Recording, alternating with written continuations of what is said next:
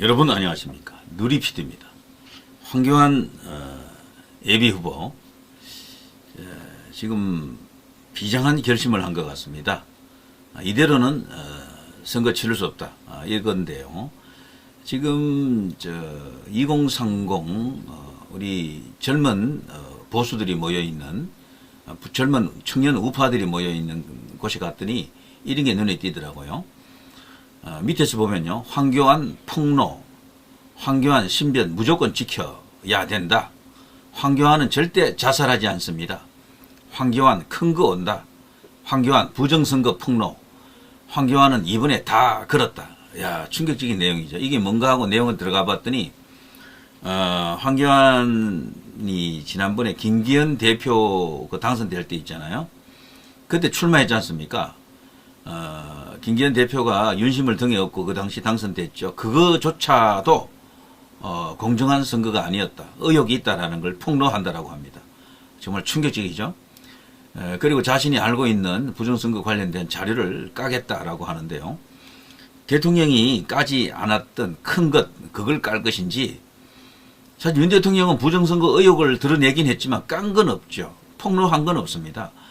계엄군을 선관위에 보냈고 선관위 연수원에 보냈고 그건 알려졌지만 실상 그 과정에서 뭐 드러난 게 있으면은 그걸 폭로 혹은 공개해 주기를 기대했었는데 그건 없었죠.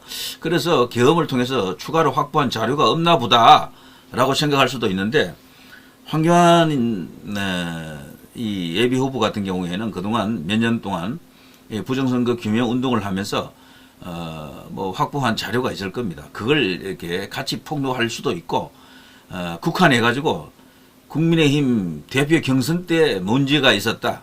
거기 깨끗한 선거 과정이 아니었다. 그 당시에도 중앙선거관리위원회에다가 위탁을 했었잖아요. 그걸 이제 폭로한다. 그것으로 국한하는 것인지는 아직 알 수가 없습니다만 이제 곧 터트린다라고 합니다. 그걸 지금 예고하고 있는데 지금 폭풍 전야입니다. 정말 각 잡고 이번에는 때린다라고 합니다. 여기 쭉 보면요. 최근에 업데이트된 내용이고, 과거에 보면 이런 게 있어요. 윤석열 대통령 복권 운동이 필요하다. 이재명 민주당과의 싸움에서 이겨야 하기 때문이다. 모두 함께 합시다. 요게 사실은 대통령 탄핵 선고되고 난 후에 가장 최근에 나왔던 여기 이제 게시물인데요. 대통령께서 관저에서 나오셨지만 절대 끝나지 않았다. 윤 대통령 뜻 끝까지 완수하자. 부정선거 척결, 반국가 세력 척결. 지금 현재 윤 대통령과 합치율이 가장 높은 사람은 이 황교안 전 국무총리입니다. 거의 100점에 가까울 정도로 이렇게 일치하죠. 대통령이 하고자 했던 일을 완벽하게 지금 수행하려고 지금 채비를 마친 인물은 황교안 전 국무총리다. 이렇게 볼 수가 있겠죠. 이것 때문에요. 처음에는 황교안을 이 사람들도 별로 안 좋아했죠. 2030들이. 황교안 하면 뭔가 이렇게 이미지가 올드한 이미지가 있는 데다가 말투가 그들 입맛에는 좀 맞지 않나 봐요. 제가 그런 걸 많이 봤거든요. 꼰대 냄새가 너무 난다라고 하더라고 자꾸. 그래서 황교안에 대한 관심이 거의 없었어요. 2030들은. 그런데 이번에 이 윤 대통령 계엄하고 관련해 가지고 그 후 일어난 일련의 그 정치적 격변이죠. 일종의 이제 정변 같은 건데요. 이 과정에서 황교안의 독보적 가치 이런 것이 이제 그들에게 이제 눈에 잡힌 거죠. 그러면서 지금 2030들이 있는 그 우파 커뮤니티가 보면은 황교안을 이야기하는 친구들이 굉장히 많아졌어요. 황교안만이 유일한 해답이다. 대안이다. 이렇게까지 이야기하는 친구들이 있죠. 자, 이로써 이제 황교안이 나름대로 정치적 기반을 만들었을까라고 생각도 들고, 그리고 이제 이로써 차기 주자 여론조사에서 이름이 이제 과연 올라올 것인가 관심을 갖고 한번 지켜보겠습니다. 자, 황교안 하면 이제 부정선거의 이제 화신 아이콘처럼 되어 있는데요. 물론 부정선거 운동을 제일 먼저 시작한 그룹은요, 민경욱 전 의원이고, 민경욱 의원보다도 먼저 한 것은 사실 이제 공경호 TV라든가 이런 어떤 민간 조직에서 먼저 했었죠. 자, 그 후에 이제 민경욱도 들어오고, 그 후에 또 황교안도 들어오고 이렇게 했습니다만, 어쨌거나 정치적 비중이 있는 인물이 황교안, 민경욱 이런 분들이니까 이들 중심으로 지금 운동이 돌아가고 있는 거죠. 가로세로 연구소도 처음에 부정선거 점화시키는데 큰 역할을 했었죠. 예전에. 자, 국민의힘 당에도 부정선거 세력이 있다. 이걸 이제 폭로를 한다라고 합니다. 저 황교안은 국민의힘 전신인 자유한국당, 미래통합당의 당대표였다. 그럼에도 불구하고 국민의힘을 탈당한 이유는 이 당으로는 부정선거 세력과 결코 싸울 수 없기 때문이다. 대한민국을 살릴 수 없기 때문이다. 왜냐하면 국민의힘 안에도 부정선거와 연루된 자들이 있기 때문이다.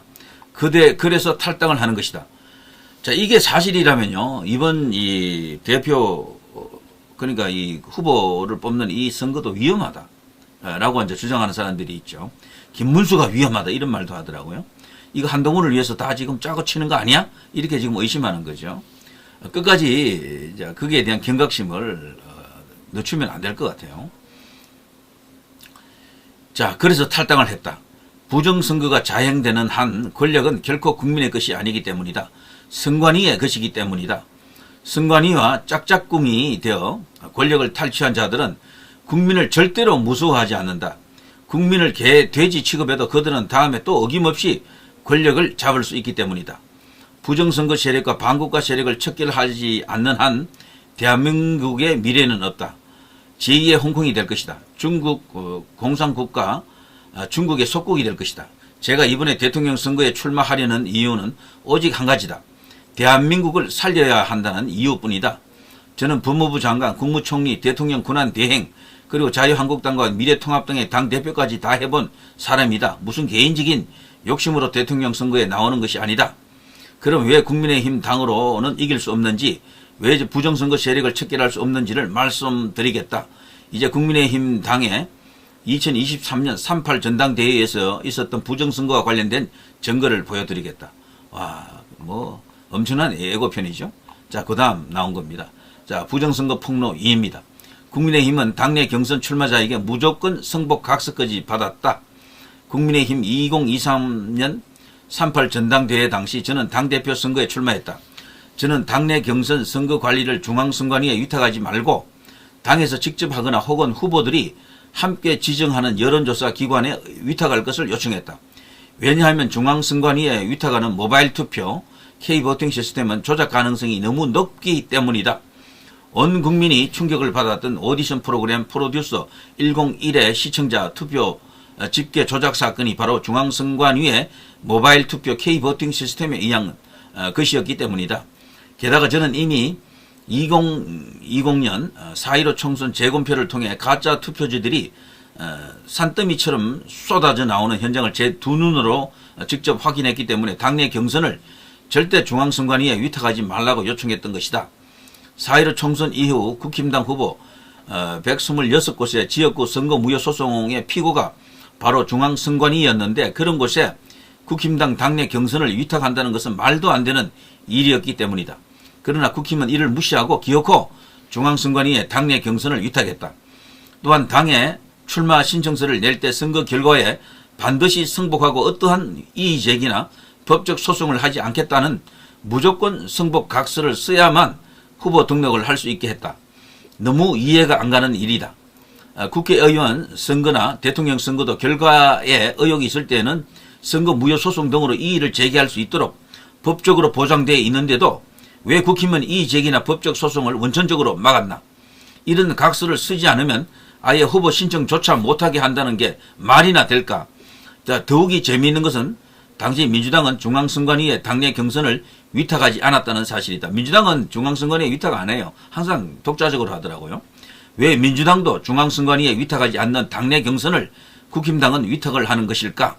이번 대선 당내 경선에서는 절대 중앙선관위에 위탁하지 마시라. 국힘에 부정선거 카르텔이 있다라는 주장이 있습니다. 뭐 일단 그 정도만 언급할게요. 자, 황교안 TV 방국세 1. 자, 여기 보면요, 방국가 세력과의 체제 전쟁 여전히 진행 중. 윤 대통령의 비상계엄 핵심 이유는 부정선거, 방국가 세력 척결이었다. 저는 그동안 치열하게 부정선거와 싸워왔다. 그리고 방국가 세력과의 싸움에 평생을 바쳤다.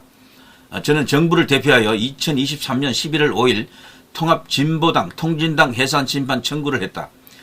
당시 대통령은 박근혜, 당시 첫 변론과 최후 변론에 장관인 제가 직접 나서기도 했다. 2014년 12월 19일 헌법재판소에서 청구 인용 결정이 남에 따라 통진당은 해산됐다. 1년 1개월간의 투쟁의 성과였다. 당시 헌재 변론 과정을 통해 통진당 그 자체뿐 아니라 소속 의원 5명도 모두 자격 박탈시켰다. 이석기, 김재현, 김미희, 오병윤, 이상규 빨갱이들이 대거 실종됐죠. 사라졌죠. 그들이다. 이것도 매우 큰 성과였다. 참고로 이 당시에 이 재판에서 이겼던 이유는요. 헌재 구성원이 다소 유리했다라고 이제 보는 측면도 있습니다. 이명박 대통령을 거치고 박근혜 대통령이 왔잖아요. 그 사이에 헌재가 좀 안정적으로 헌재 재판관들이 구성이 되어 있었죠. 지금 같은 헌재면 위험할 거예요. 오히려 안 됐을지도 모릅니다. 그러니까 사법부가 문제인 거야 지금. 자, 해산 정당은 유사 정당을 만들 수 없도록 정당법이 규정하고 있다. 그런데 지금 통진당 유사 정당이 나타나 버젓이 활개를 치고 있다. 바로 진보당이다. 똑같은 거예요. 뒤에는 경기동부연합. 자, 예를 들어 김재현 전 의원이 그렇다. 김재현은 지금 진보당 상임대표가 되어 지난 4월 8일 대선 출마 기자회견을 열었다. 압도적 정권 교체로 내란 세력을 제압하라는 국민 명령을 받들겠다고까지 했다. 민노총에도 통진당 잔존 세력들이 스며들어 활동하고 있다. 이들에 대해서도 헌법에 따라 정당 해산을 해야 하는데 아직 그런 움직임이 전혀 보이지 않고 있다. 자유민주진영의 위기. 저는 이들과의 체제전쟁, 즉 자유민주주의냐 공산주의냐의 체제전쟁을 벌이고 있다. 이를 위해 이번 대선에 출마했다. 자, 이게 정말 막중한 일이고 심각하잖아요. 그런데 일반 국민들 여기에 대해서 내용을 모르거나 관심이 없거나 시큰둥한 사람들 입장에서는요. 우파는 지금 해묵은 이념 전쟁만 하고 있다고 지금 보고 있는 측면도 있어요. 약게도 이재명이 있는 저 민주당은 이념 이야기를 안 해요. 더 이상. 자기들 보고 진보라는 말도 안 해. 그냥 보수래 자기들이. 예전엔 저들이 이념 전쟁을 했거든요. 계속해서 뭐 미군 철수하라 뭐 어쩌고 저쩌고 이런 식으로 민족주의적 가치를 드러내면서 계속해서 이념 전쟁을 벌였던 게 저쪽 좌익들인데 언제부턴가 좌익들은 이념 전쟁을 안 해요. 더 이상. 그냥 은근슬쩍 그냥 법을 만들고 이럴 뿐이지 말 안 한다니까. 그걸 갖고 이슈 파이팅이 없어요. 반면에 과거에 이념 전쟁을 하지 않던 우파가 소위 보수라고 하는 이쪽이 이제 계속해서 이념 이야기를 할 수밖에 없는 반국가 세력 이야기하고 막 계속해서 간첩 빨갱이 이야기 할 수밖에 없는 그 상황에 처한 거죠. 그 중도들이 이 내용을 모르면은 이쪽 우파를 숙으로 볼 수밖에 없어요. 그러니까 이게 홍보 전쟁이야 지금은. 왜 우파가 지금 윤 대통령이 계엄을 선포했고 그것이 계몽령이 되면서 반국가 세력 간첩, 뭐 하이브리드 전쟁, 소위 이제 부정선거 이런 것들이 얼마나 심각한 상황인지를 주지를 시켜주고 이걸 널리 알리고 홍보를 해야 되는데요. 아직은 미흡하더라고. 저 그렇게 봅니다. 중도들이 볼 때는요. 저 우파들은 노다지 저러고 앉았네. 지금 나라가 지금 얼마나 경제적으로 어렵고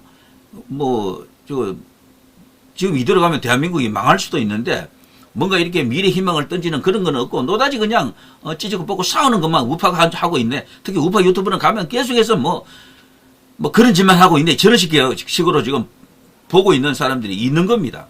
실제 그런 식으로 유도를 또 하고 있고 그걸 이제 벗어 던지기 위해서도 반드시 중도를 향해서 적어도 중도를 향해서 우리가 왜 이런 활동을 하지 않으면 안 되는지를 충분히 알릴 수 있어야 되는데 그게 이제 끝판왕이 이번에 윤 대통령의 계엄이죠. 계엄.